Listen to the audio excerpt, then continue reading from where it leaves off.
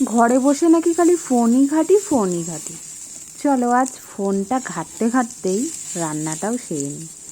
এটা হচ্ছে পুঁই গাছের ছোট্ট ছোট্ট কতগুলো ফল হয়, পুঁই পিটুলি বলে এগুলোকে।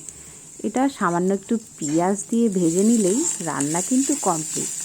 এটা কিন্তু ফোন ঘাঁটতে ঘাঁটতেই হচ্ছে রান্নাটা। খেয়ে অবশ্যই জানিও, এটা খুবই টেস্টি খাবার একটা। অল্প হলেই গরম ভাতে যথেষ্ট।